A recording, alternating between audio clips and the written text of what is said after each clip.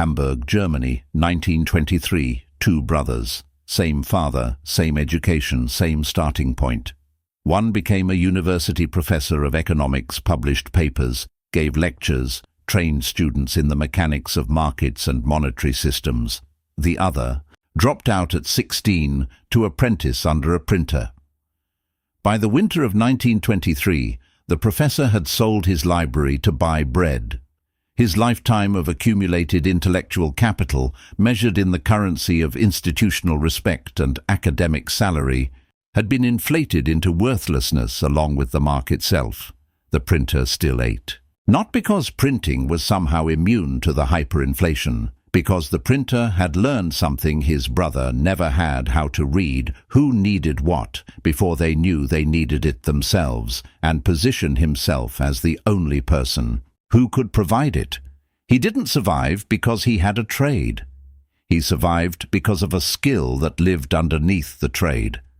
A skill that most people never develop because the institutions around them make it unnecessary. A skill that only becomes visible when those institutions are gone. This is not a story about blue-collar versus white-collar work. Every serious examination of economic collapse produces the same frustrating conclusion: the skills that survive aren't arranged neatly along the lines we expect. Mechanics sometimes thrived. Mechanics sometimes starved. Doctors sometimes maintained extraordinary value through the worst collapses in modern history. Doctors sometimes drove taxis because their credentials had become legally worthless in the new order. The difference was never the skill category. It was something structural, something that sat beneath every successful adaptation and made it possible, something that failed people had in common too: its absence. 7 decades of economic autopsies, the Weimar collapse, the Argentine default, the Soviet dissolution, the Lebanese banking freeze, the Venezuelan bolivar. Each one produced the same forensic signature at the individual level, buried beneath the macro statistics that dominate most accounts of these events. The people who retained economic dignity through systemic failure shared 4 specific capabilities. None of them are taught in schools. None of them appear on any professional credential. None of them are recognized as skills at all in the vocabulary of stable economies, which is precisely why they survived when the stable economy didn't. Havana, 1958. The night before everything changed. A merchant named Rodrigo, his family's name has been changed in the accounts, but the story is documented, owned 3 successful businesses in the capital. Import goods, a small hotel, a restaurant. By every conventional measure, he was exactly the kind of person who should have been positioned for continued prosperity. He liquidated everything in the 6 months before the revolution completed, converted his assets into portable form, moved the majority of his family's capital out of institutional reach before the new order arrived, and redefined what ownership meant. His neighbors' equivalent wealth, equivalent intelligence, equivalent access to information lost nearly everything when the political architecture changed overnight. The difference was not that Rodrigo knew the revolution was coming. He didn't. What he had was something more durable than specific intelligence. He had developed, over 20 years of operating in an unstable political environment, the ability to read the early signals of power transition, the small behavioral changes in the people who held power, the shifts in what questions got asked in official settings, the subtle changes in who was being promoted and who was being quietly sidelined. He didn't need to know the revolution was coming. He needed to read that the existing architecture of power was becoming structurally unstable. The specific form of the disruption was less important than recognizing the disruption was coming. This is a learnable skill. It is not intelligence. It is pattern recognition developed through disciplined observation over time. Kyle Harper's research on Rome's 3rd century collapse documents the same capability operating 2,000 years earlier. The Roman senatorial families who maintained their economic position through the crisis of the 3rd century, 50 years of near-continuous political chaos, 26 emperors in 50 years, most of them murdered, were not better informed than their peers in any specific sense. They were better at reading the behavioral indicators of institutional instability. They noticed earlier that certain administrative behaviors were changing. They tracked the signals that preceded political transitions, shifts in military loyalty, changes in the pattern of imperial appointments, subtle modifications in the language of official communications, and they acted on those readings before the transition became undeniable to everyone else. This is not cynicism. It is not political manipulation. It is the development of an observational capability that most people in stable systems never need and therefore never build. In a functioning democracy with strong institutions, power transitions are managed, announced, and absorbed gradually. The skill of reading their early signals atrophies from disuse. This is rational in stable conditions. It is catastrophic when those conditions change. The Roman families who held power reading capability as a developed skill didn't acquire it during the crisis. They acquired it across decades of operating in an environment where political stability was never guaranteed. By the time the crisis arrived, the skill was already mature. Venezuela provides the contemporary case study. The economists and financial analysts who maintained economic function through the Bolivar's collapse were overwhelmingly people who had developed through previous smaller crises, through family histories that included political disruption, through professional experience in environments where official narratives diverged from observable reality, the ability to read the gap between what institutions claimed and what the behavioral evidence showed. They weren't smarter, they weren't better connected. They had built a specific observational skill that the Venezuelan economic collapse suddenly made the most valuable capability in the country. The World Bank's documentation of informal economic actors in Venezuela's crisis period shows a consistent pattern. The individuals who navigated the transition from the formal Bolivar economy to the informal dollar economy most successfully were those who had read the transition coming and begun operating partially in the parallel economy before the official system's failure made that transition necessary for everyone. They were already fluent in the new language when everyone else was still trying to learn the alphabet. Moscow, 1992. The Soviet Union had been dead for 8 months. The formal economy had not simply contracted, it had structurally reorganized in ways that made most people's existing skills temporarily worthless. Engineers with decades of specialized training found their expertise suddenly without institutional context. Scientists whose entire careers had been built inside Soviet research infrastructure discovered the infrastructure had simply stopped. Leningrad, 1941. The city was under siege. German forces had encircled it completely. Food supplies were cut. The formal economy had stopped functioning entirely. What remained was a city of 3 million people trying to survive on almost nothing for what would become 872 days. The people who became most economically and socially valuable during the siege were not those who possessed the most knowledge. They were those who could transfer knowledge fast enough to make it useful before the situation that required it had passed. A physician who could teach 10 people basic wound care in an afternoon created more survival value than a physician who treated 10 patients individually in the same time. A food preservation specialist who taught 50 women to ferment and store root vegetables through a single workshop created a cascade of capability that extended far beyond any single preserved jar. The skill was not the knowledge itself. The skill was the transmission of knowledge under conditions of urgency, stress, and resource scarcity to people who had no prior background, no time for gradual learning, and immediate practical need for what they were being taught.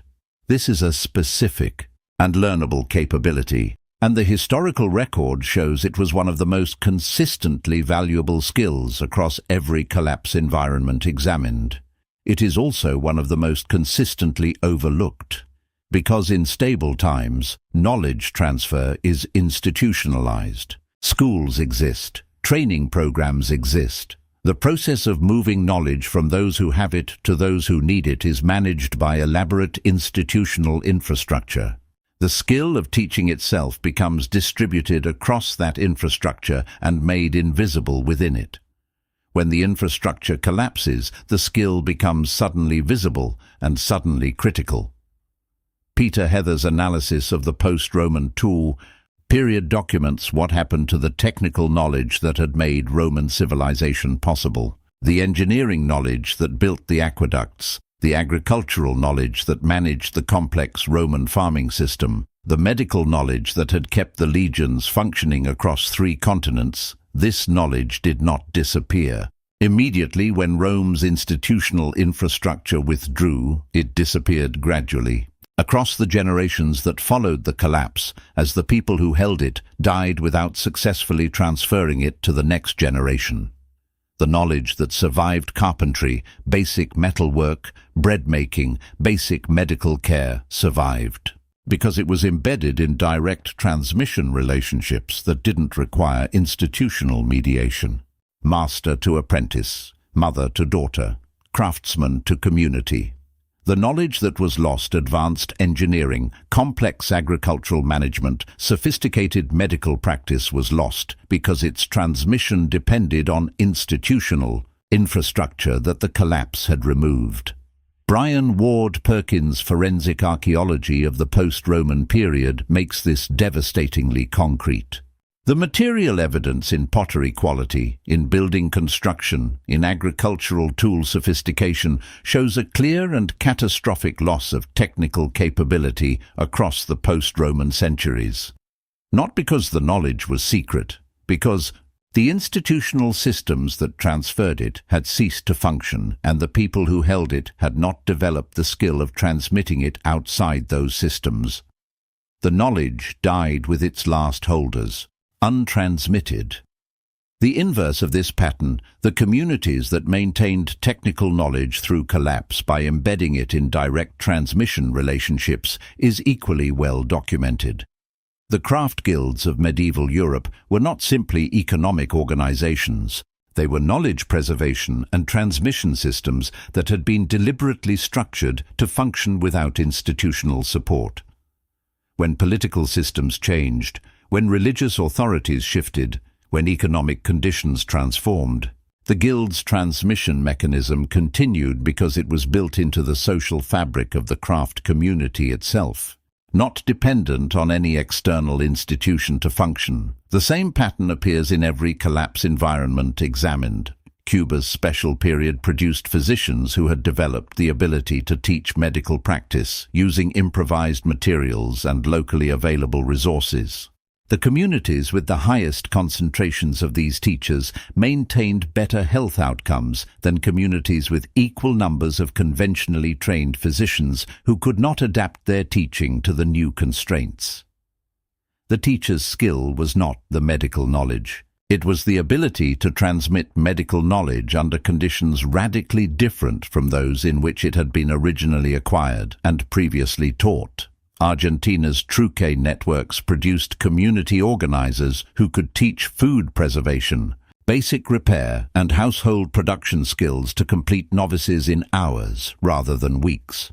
The nodes of the network with the highest transmission capacity, where knowledge moved fastest from those who had it to those who needed it, generated the most economic value for their participants. The skill of rapid, practical, low-resource.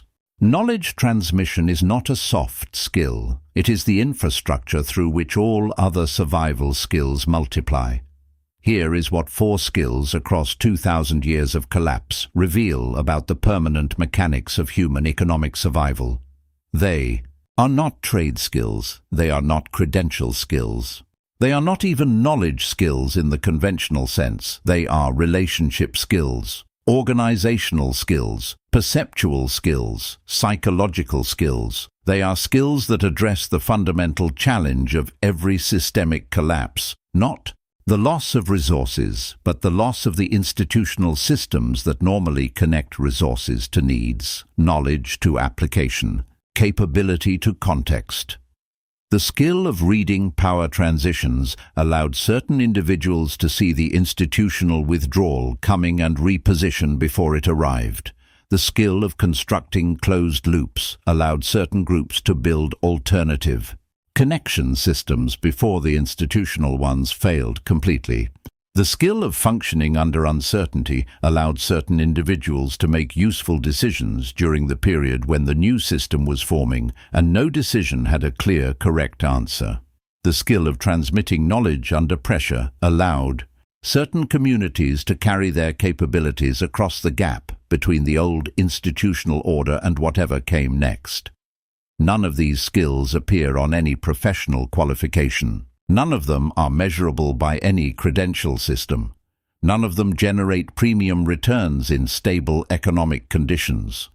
All of them have been demonstrated across every serious economic collapse in the historical record to be the capabilities most directly correlated with individual and community survival. Tim Harford's framework for economic adaptation identifies what he calls the modularity principle, the observation that the systems most likely to survive shocks are those whose components can decouple from each other and continue functioning independently. These four skills are the human equivalent of modularity. They function when the larger system fails precisely because they do not depend on the larger system to function. The repair trade needs a customer who can pay. Payment requires a functioning currency. Currency requires functioning institutions. The skill of reading power transitions requires only observation. The skill of constructing a closed loop requires only people and the organizational intelligence to connect them. The skill of functioning under uncertainty requires only the developed neurological capacity to make decisions without complete information.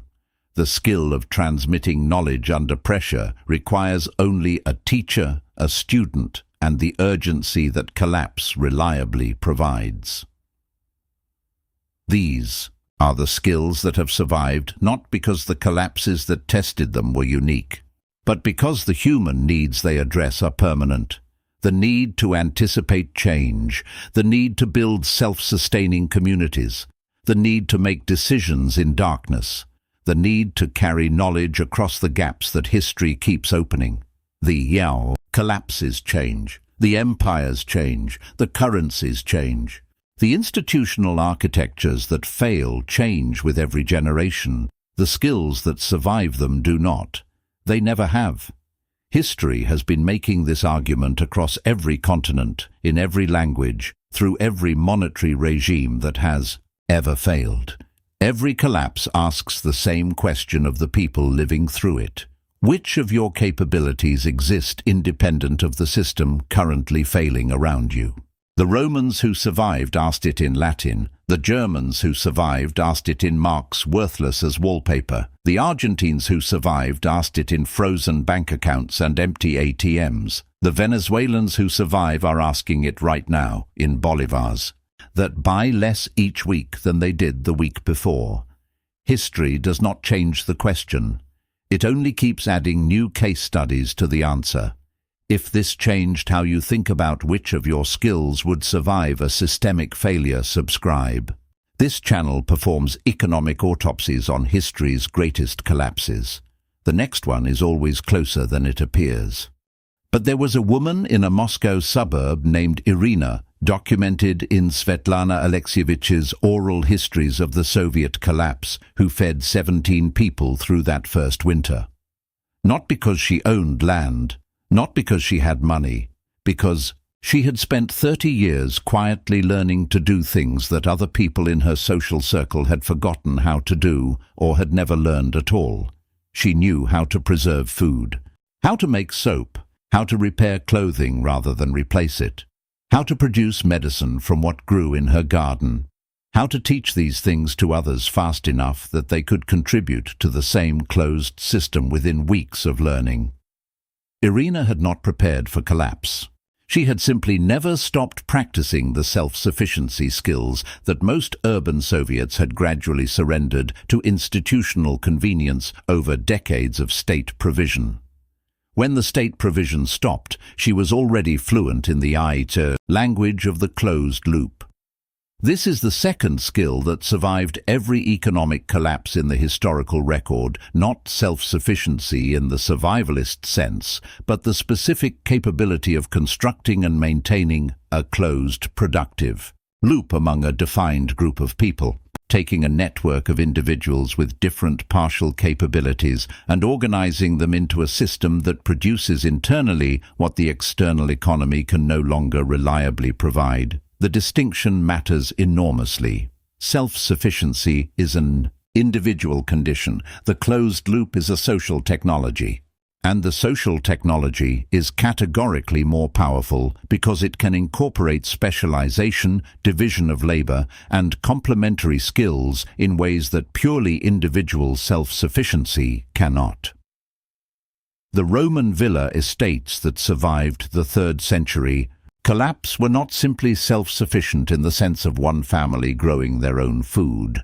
They were closed-loop economic systems with their own smiths, their own physicians, their own carpenters, their own teachers, their own administrators. Each specialist contributed to a system that produced internally what the external economy had ceased to provide reliably. Adrian Goldsworthy's examination of the late Roman period documents the deliberate expansion of these internal capabilities throughout the 3rd and 4th centuries. The villa owners who survived weren't simply retreating from the collapsing economy. They were actively constructing an alternative economic architecture, one that could function at lower levels of complexity without reference to the institutions that were failing around them.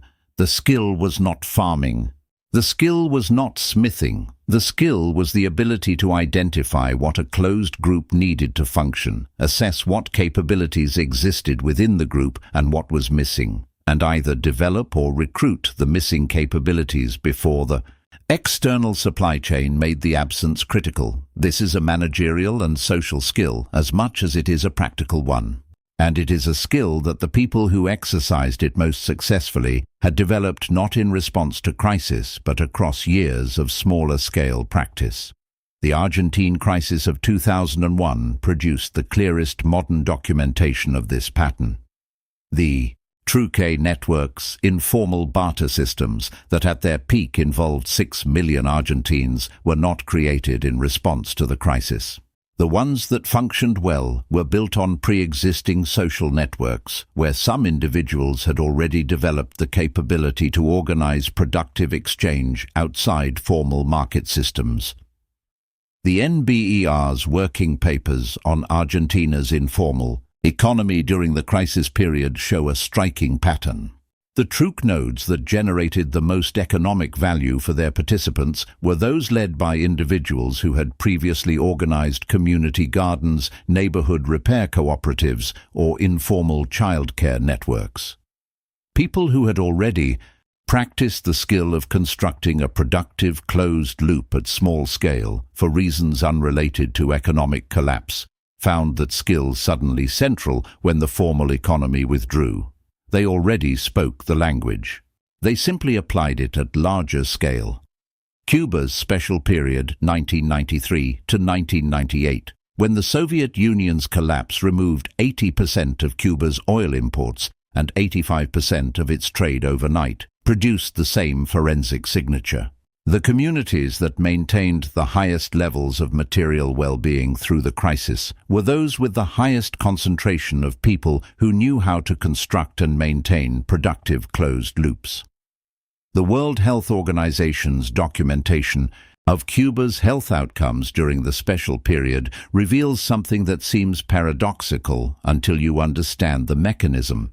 Despite losing most of its pharmaceutical imports and much of its medical equipment supply chain, Cuba maintained surprisingly resilient health outcomes in many communities. The communities where this resilience was strongest were those where Physicians had already developed before the crisis the capability to practice medicine using locally available materials, traditional knowledge, and community health networks, rather than depending entirely on imported pharmaceutical infrastructure. They had built a closed loop for healthcare. When the external supply chain failed, the loop continued to function. Here is the deeper principle that the historical record makes clear. Every economic collapse produces a period of institutional withdrawal, a phase during which the systems that normally mediate between individual capability and collective need stop functioning. During that phase, the groups that maintain the highest levels of economic function are those that can produce value for each other without institutional mediation. The skill is not any specific productive capability. The skill is the ability to see what a group needs, identify who within the group can provide it, and build the organizational architecture that connects production to need without requiring a functioning external system to make that connection. This skill was exercised by Roman villa owners, Argentine community organizers, Cuban physicians, and Russian suburban women with gardens. They had no common language, no common culture, no common economic theory. They had a common capability, the capacity to look at a defined group of people and ask, what do we need, what can we make ourselves, and how do we organize to make it? That question is 2,000 years old. Every collapse in the historical record confirms it is also permanently relevant. Buenos Aires, January 2002. The banks had been frozen for 3 weeks. The peso was about to be unpegged from the dollar and lose 60% of its value overnight. Middle class, families who had saved in dollars found those savings legally inaccessible. The political situation was changing so fast that Argentina went through 5 presidents in 2 weeks. In this environment, the single most destructive force operating at the individual level was not inflation. It was not unemployment. It was not even the loss of savings. It was decision paralysis. The economic historians who have studied the Argentine crisis at the individual level, including Javier Milei's early academic work on the behavioral economics of the 2001 collapse document, a consistent pattern. The individuals who made the best economic decisions during the crisis were not those with the most financial knowledge. They were not those with the most resources. They were those who could maintain functional decision-making capacity under conditions of radical uncertainty, the ability to act on incomplete information, to make a decision knowing the decision might be wrong, to adapt when it was wrong without being paralyzed by the previous failure, to distinguish between uncertainty that required waiting and uncertainty that required immediate action. This is a psychological skill. And like all skills, it is developed through practice, specifically through deliberate exposure to smaller-scale uncertainty over time, building the neurological and cognitive infrastructure for functioning under conditions that would otherwise trigger paralysis. The Weimar hyperinflation produced the same pattern at enormous scale. The Germans who navigated the collapse most successfully documented in Adam Ferguson's account of the period were those who had developed what psychologists would now call uncertainty tolerance, the ability to make consequential decisions without waiting for certainty that was never going to arrive. A housewife in Berlin in 1923 who received her husband's wages in the morning and needed to decide within hours whether to spend them immediately on goods or hold them for another day was exercising a form of economic decision-making under uncertainty that no formal education had prepared her for. The ones who adapted fastest were those who had previously lived through smaller versions of this experience, earlier crises, family financial disruptions, periods of personal instability, that had forced them to develop the muscle of functioning under uncertainty. The skill transfers. The neurological infrastructure for tolerating uncertainty built in one context applies in another. Joseph Tainter's framework for understanding systemic collapse points directly to this dynamic. He argues that the individuals who survive complex system failures are those who can maintain cognitive function at lower complexity levels, who can make useful decisions with less information, less institutional support, and less certainty than stable systems normally require.